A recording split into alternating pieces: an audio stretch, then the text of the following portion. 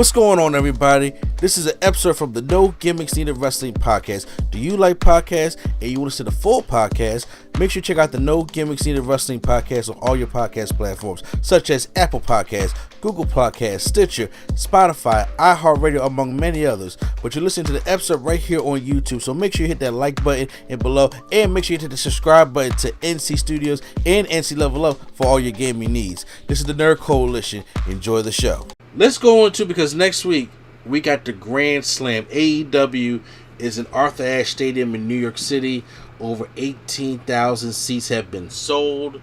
So it looks like we're about to get some dope stuff here. And we got two nights. Dynamite on September 22nd, which is going to be 2 hours. And then we have Rampage on September 24th, which is going to be another 2 hours also. So they're going to be doing 4 hours of programming in Arthur Ashe, because Rampage is going to be taped. And I understand them wanting to keep that big crowd on for Rampage. So it's going to be like a 4-hour pay-per-view. And honestly, if they book it right, it could be like all out, because the thing is, I wonder if they're going to record Rampage first. But I mean, it wouldn't make sense, because AEW Dynamite goes live. But I'm like, but I don't know how they're going to do it, because I don't know if anybody's going to be able to follow Kenny Omega and Bryan Danielson. I'll be honest with you. I don't know if that's going to be the case, but I figured now, why don't we give our predictions of who we think is going to, win for this big mega show. I know we're going to tune into it. I don't know how we're going to necessarily review it, but we're going to tune into it. So, you ready to get into this? Yeah.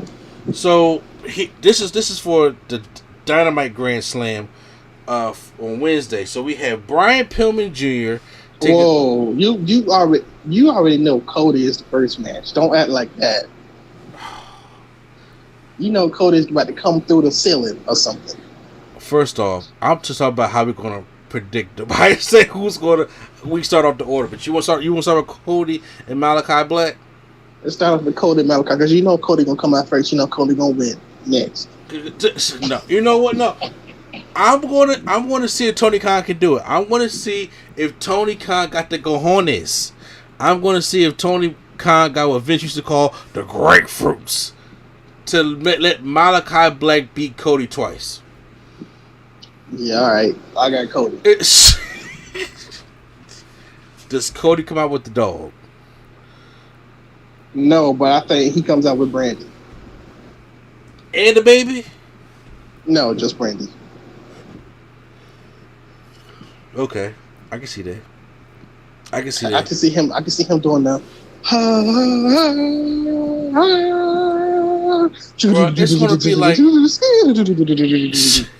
it's gonna be like a half an hour worth of entrances, because you got Cody's entrance, then you got the Malachi Black teleport entrance, and then they gotta have a match. Yep. So, you know what? It's like Cody get his win back. So I guess they have the rubber match at Full Gear. Yeah, I think so. Does he win clean though? Cody? Yes. I think he can. I think he might use the boot. You know what? I didn't think about the boot part. You are right about. Or Malachi might try to use the boot and misses or something. But I think the boot is going to be involved in the finish. I think Malachi Black should win, though. I think so too, but Cody gotta win. But you know what? I'm gonna say it like this: scared money don't make money. I'm going with Malachi Black. Okay. Now, Brian Pillman Jr., Flying Brian Baby, taking on MJF. They had that cool promo on Dynamite the past week when he pulled a Randy Orton. So, Brian Pillman, he did the interview with JR. He did kind of establishing a character for him. Who do you have winning? I got Brian winning. I got MJF winning. I got Brian winning because it can make him a star, and MJF don't need him yet. But it can also make him a star if he looks good in defeat, i.e. Jeff Hardy and ladder match. they do that too much. Oh, you know what? But they did it, but they never did it on a big scale. Look, we're not considering Lee Johnson a part of it. No, I'm talking about they have a person look good at defeat, like Darby Allin to Punk. You know, certain people that lose that everybody know they're gonna lose, and they never really put the other person over. And I think this might be the one time that if they put Pillman over, he can look good. Like he'll get him a good look, and MJF can still take the loss and be on top. He would be, but I still think that MJF. Like Jungle. Oh, sorry. No, for some reason, I still think that they're building MJF up to go eventually to CM Punk after he's done with Team Taz. I think that's too quick. Well, first of all, I think it's kind of like a slow burn because I think CM Punk and Kenny Omega's gonna probably have to mix up the main event guys, but they're having CM Punk go through the roster first, and him and MJF will be a good match of Full Gear. I think that's too quick though. For MJF. Yeah. You gotta think about this. He's gonna have Powerhouse Hobbs on Friday. Then he's probably gonna have Ricky Starks next month, and then I mean, I'll wait because it's like you already know the promos alone is gonna be great. So I don't think you waste that. Like I think you save that in the vault because you know these two promo battles back and forth can sell the match alone. Yeah. So I think you keep that. I don't think you want that for Full Gear because you're already gonna have a full card for Full Gear. So I think you wait to like Double or Nothing or All Out to do it. Honestly, I don't know, but for some reason I still have MJF running. They went through that sympathy for Brian Pillman Jr. Like in Cincinnati, it's like okay, well, and besides, I still apply my WWE method to AEW. Look strong on TV, lose on pay-per-view. And that's how... It's not pay-per-view, though. Good point. Good point. I mean, the only reason I say Brian wins because they do that a lot, though. Like, Jungle Boy, when he lost to Omega, that was like, he's the main man, but he lost. So I think this might be the one time where they pull the trigger and have him win because MJF not going to be hurt. Like you said, he can still be in the feud with Punk tomorrow and still be good. So I think if Brian wins this, it would get him away from Griff Garrison, and he can be like a singles person rather than a tag person. But where does he go to next from here? If you be a star like MJF, you gotta. They got people, so they have the people. They might just build him up. He might just beat MJF and then start going up. You know, fighting like Danny Garcia, like fighting good people, but like still winning. So we'll see. Okay. I'm still going to pick MJF, though, but I do like your analogy of Brian Pillman Jr. Tag team matchup, Sting and Darby Allin taking on FTR, Cash Wheeler, Dax Hey, hold on. Before you get to that. This person out there might do for a DoorDash. I think my cousin ordered something, but I'm like, it's late to be knocking that hard on somebody's door. That's all I'm saying. Sorry, I don't even know what this is. Taco Bell.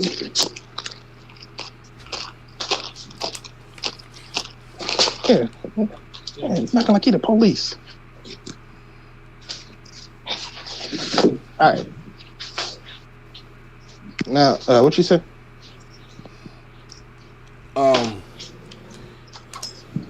Sting and Darby. Well, you told me to hold on. No, I'm ready now. My bad. Huh? I'm ready now. Oh, yeah, no, I just mentioned the match, the tag team match.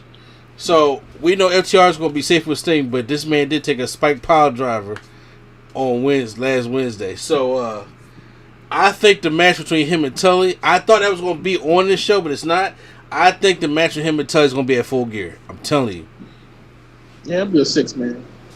I'm telling you, I did it again in the one-on-one. I did it again Sting versus Tully Blanchard. I'm telling you, it's happening. I would rather see a 6-man would be more to their liking, but a one-on-one would be more my liking, so I could laugh. A 6-man. Who would the other partner be? I don't know. We'll find somebody. Who wins? I don't know. But who wins on Dynamite though? I want to say FTR. Oh man, if you're gonna get the rivalry going, well, you know, if that star would take the pin. If you want to get the rivalry going though, man, I have Sting beat FTR. So tell you basically going to get his ass whooped. No, because if Sting beats FTR, Tully just like, yeah, you got to pick it up. I think Tully causes Sting to lose, and then Sting wants to fight Tully. Okay. You know what? Actually, I'm gonna go that way. I'm gonna go with FTR win the match then too. Uh-huh. For the AEW Women's Championship, Dr. Britt Baker, DMD, taking on Ruby Soho. Good promo. Riot. Huh? Riot. Sorry, it's Ruby Soho. I wish I get it next time. Ruby has been great since she come back. She got a chance to be on the mic and cut a promo for the first time because she's all been all Riot Squad up and everything. And I'm really liking Ruby Soho at AEW. But that ain't changing. Britt Baker's holding on to that championship until next year when at Double or Nothing we get her versus Thunder Rosa. That's it. Hey, you calling it already? I'm calling it already. I'm telling you right now at Double or Nothing because they had that unsanctioned match at St. Patrick's Day. We're not giving away that kind of match for the championship. That's actually going to count on Dynamite or Rampage. We got to also sell pay-per-views also because we don't have a network.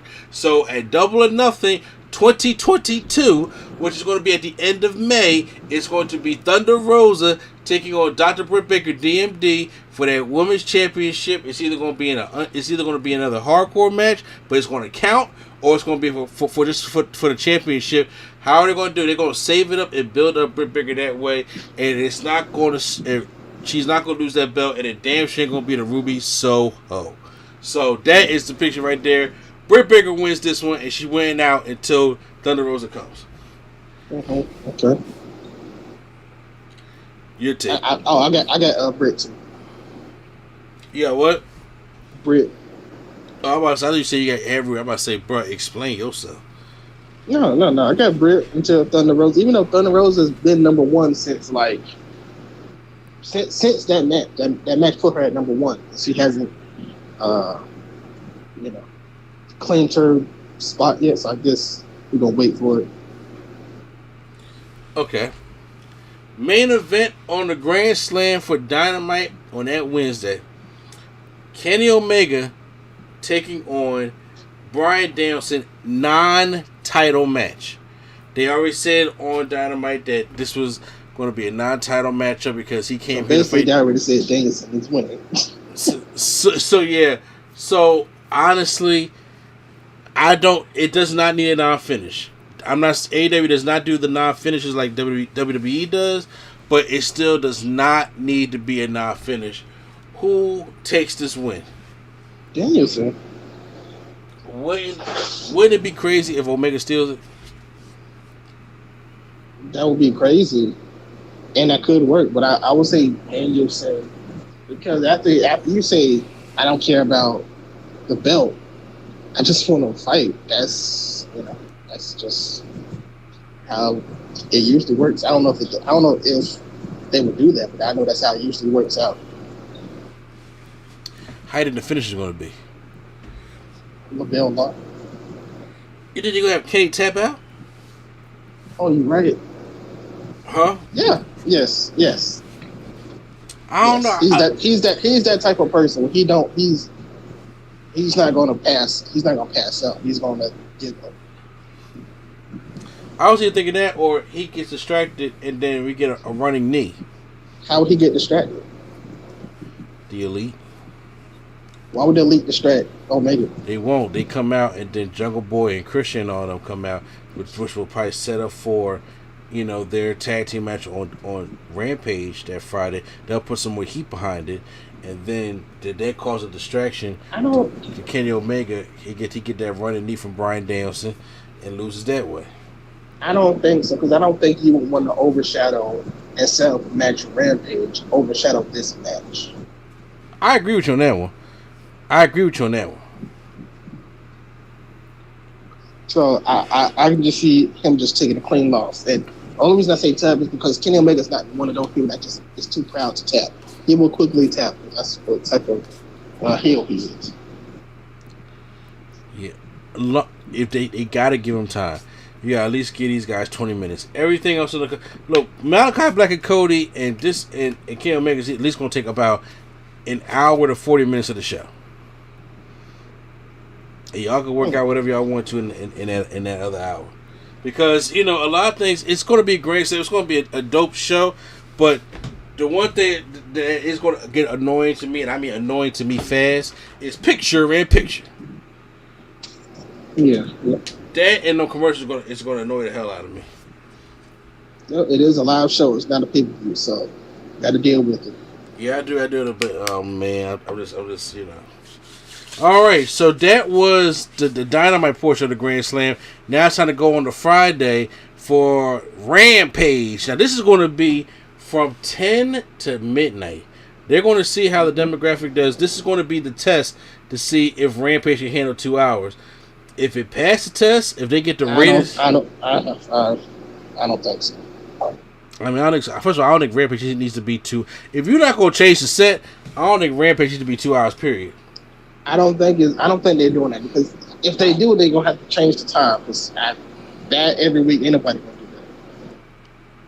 Not on a well, I mean, it is on a Friday though, but who? Nobody wants to do that.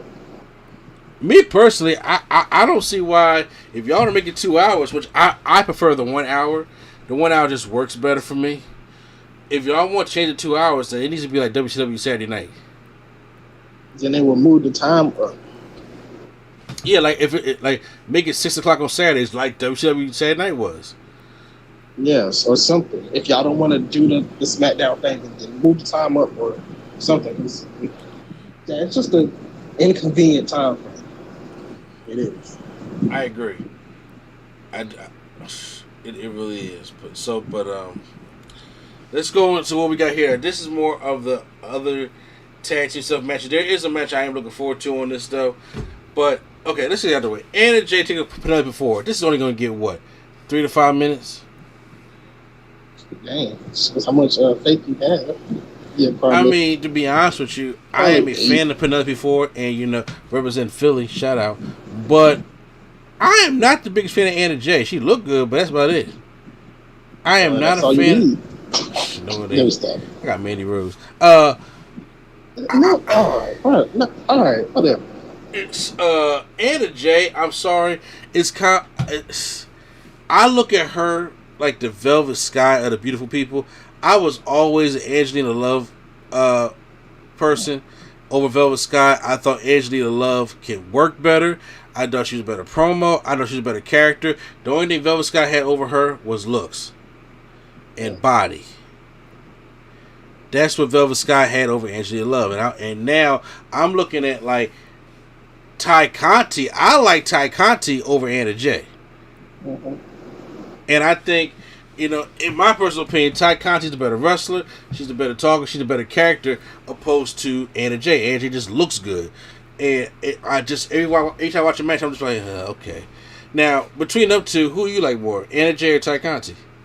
As far as what? Everything. As far as working ability? Or? Okay, as wrestling. I would say Ty. Ty, okay. And how about character and promo? Neither of them really get to talk, but I guess I don't know. And when it comes to looks? Well, it's Anna. No, I can't hear you. You better speak up. I said Anna. Yeah, okay, so exactly. So, like I said, and I shout out Penelope Ford because it's Philly. So I got Penelope Ford winning, but it ain't going to be a long match. I got Anna because Penelope is not the main one in this feud, and Anna is, technically. So I got Anna.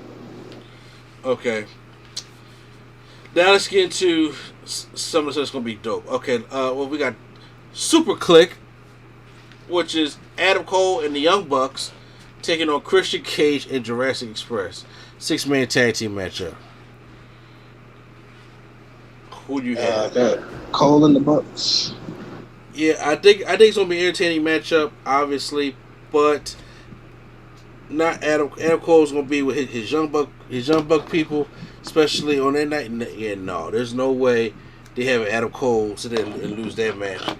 I think they're gonna be the first trios.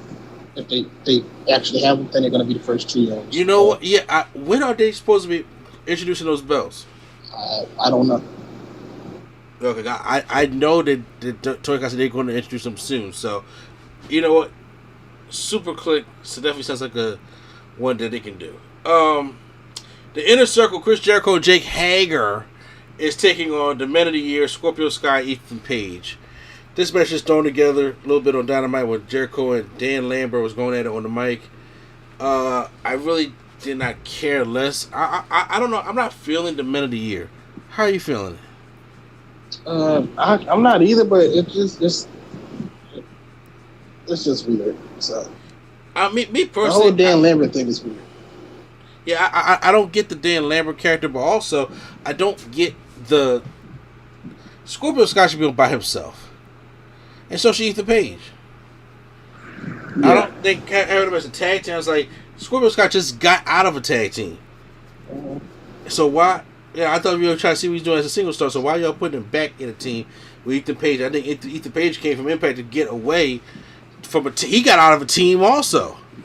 Yeah, his partner is all of a sudden like the GOAT. It's just like, you know, like, and he don't want like the X Division. He's doing the option C where you give your X Division title for the world title. Mm-hmm. So he's just like doing everything. Like, this man went from the North to America. You know what I'm saying? And I was like, so they were trying to be solo guys, and then you put them over here, pair as a tag team. I'm not feeling it.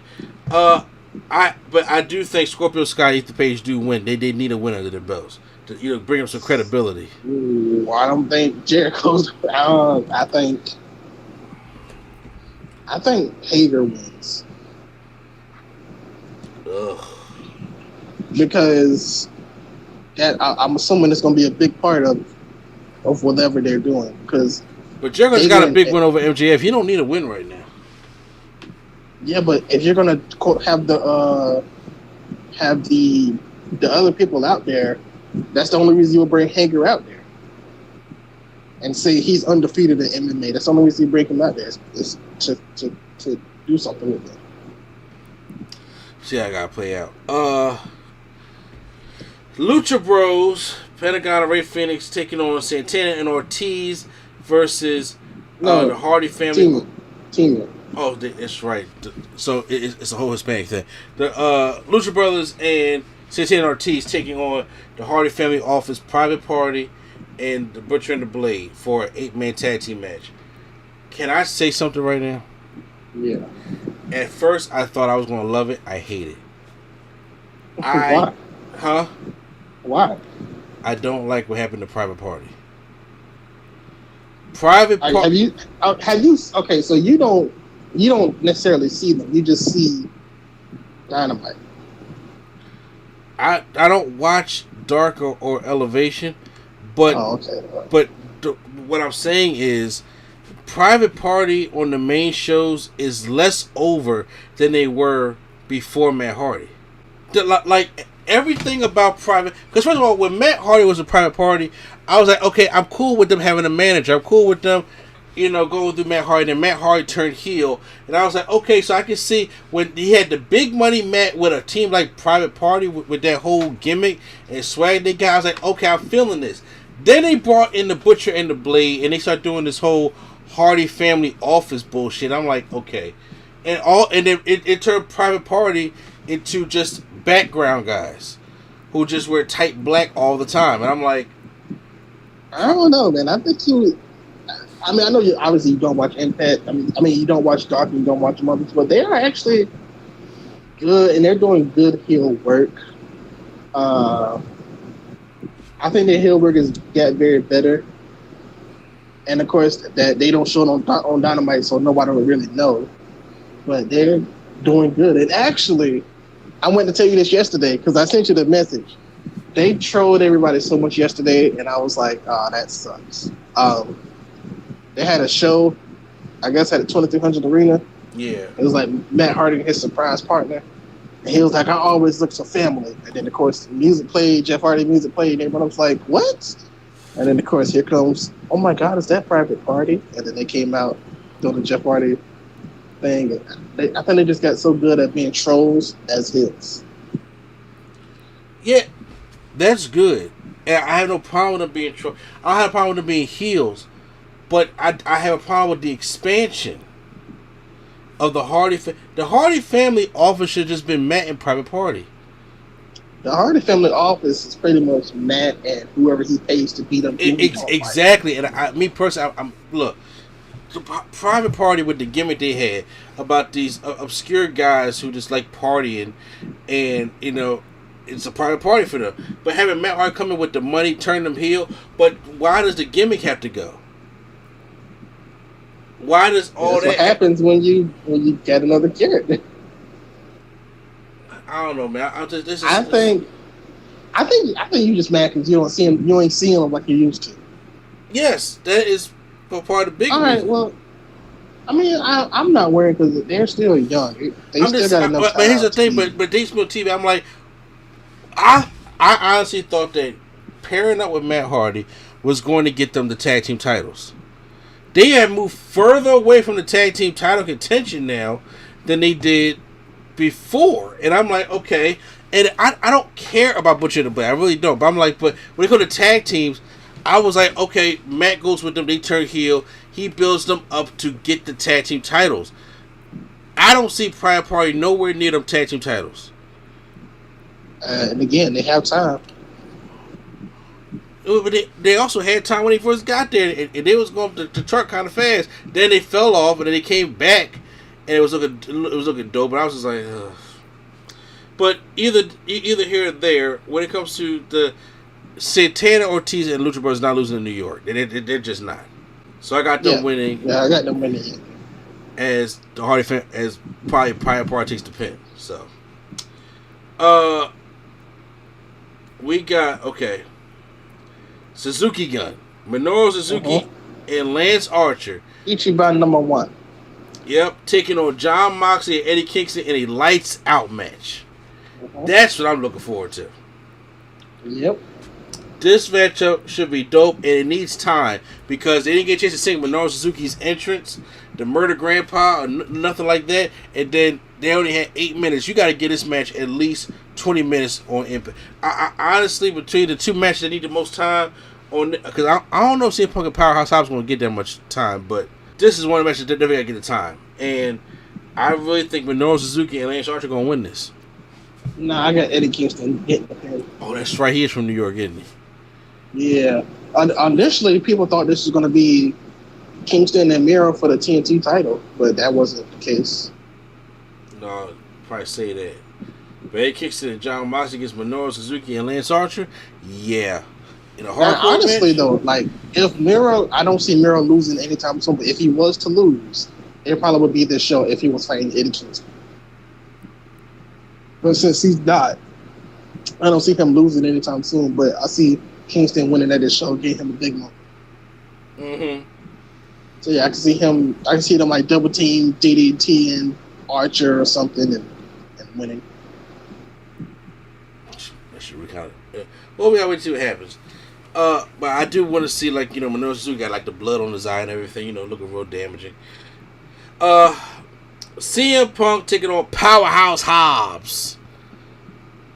This matchup, I want Powerhouse Hobbs to give it his all because I think CM Punk wants to showcase this kid and help put him over. I think CM Punk, I mean, I know he wants to put over Hobbs, but I think this is just like him getting back in shape. It is. I mean, so that's why I feel like he chose. He ain't losing the matchup, but but wanting to work with the younger guys, I think is dope.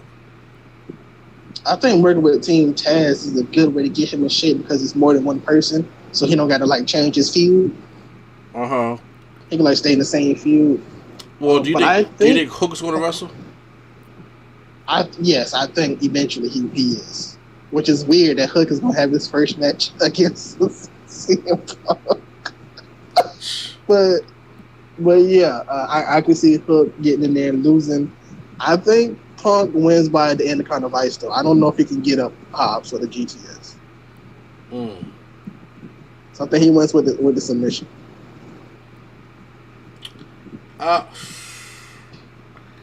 Damn, submission though. I mean, I don't think he can get him up for the GTS, but if he can, good. I think he can do it. I think he can do it. Or he can do it the Dakota Conway, put him on the top rope, and just have him hit the knee on the way down. Oh, yeah, he can do that too. But I feel like the next person is going to be Hook, and then it'll be Stardust. Maybe we'll see. But Hook is, for some reason, getting a big following when it comes to people liking Hook. So I think Hook will be there. And if not in a full match, just like a squash, but I'm showing you what I can do type of thing. So we'll see. Well, I mean, like I said, I don't know when Hook's will be coming. He may come after this, but that was the predictions for AEW Grand Slam, everybody.